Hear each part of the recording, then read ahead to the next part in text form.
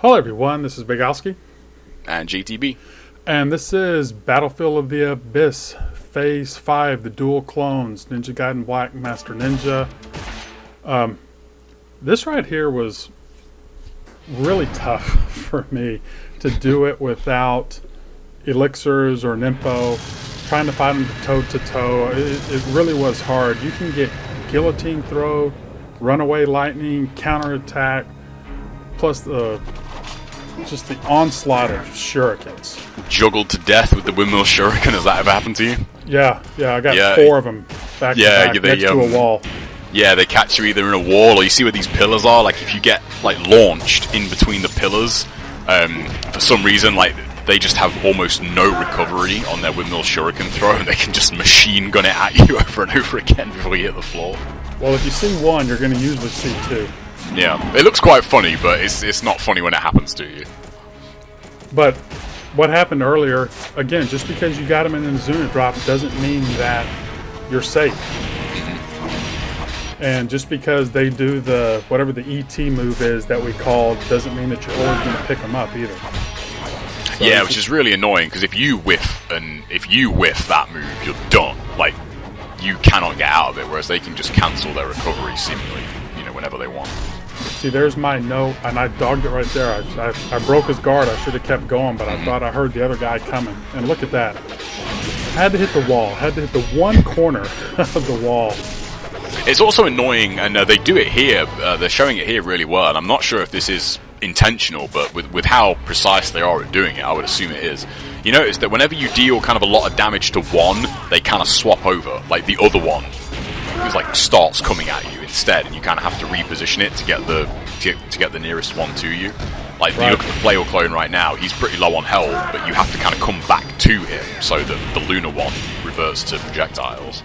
And that's the reason why I end up going, in the little corridor and then down the hallway, just because I had to separate them out, because it was amazing all the stuff that comes towards you if they get close together for a long period of time. There's only one video out there where somebody fights it in the hallway the whole time and doesn't use Tranquility, and I think that's Ice Wolf.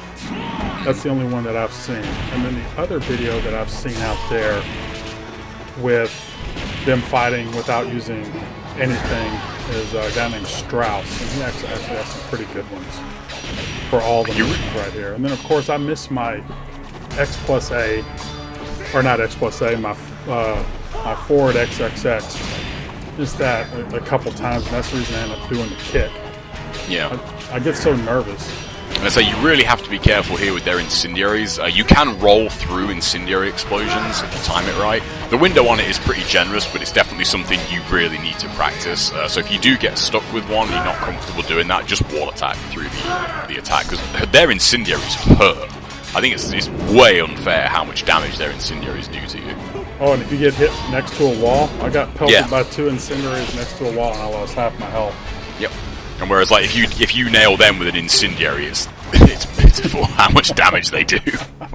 They just laugh it off. It does practically no damage, really. And yet theirs do 25% of your life.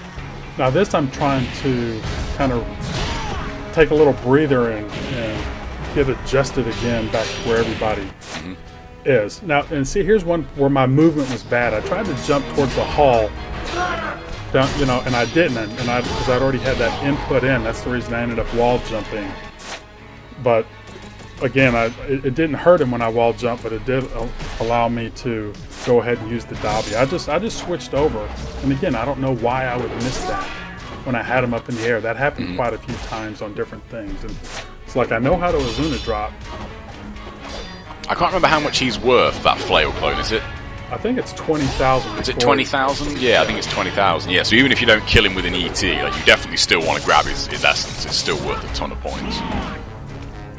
So I sit there and I was going to wait for him, and you got to press that pretty fast, because if you don't press it, and again, how do I not jump down the hall? I jump back into one space. I'm telling you, man, my movement is so bad. I'd say, from looking at it, it's funny. Their regular shurikens are about the only thing they do that is about equal with your damage. When they hit you with a shuriken, then you hit them. It's about the only thing that's even remotely close to what it should be. Now, I can't tell you what a relief I was to get that done, you know, not having to rely on, you know, wall jumps all the time or the XY with the DDB. But it took a lot of tries, I'm not going to lie, but I am proud of that to finally get that one done. And now I never have to play it toe-to-toe again.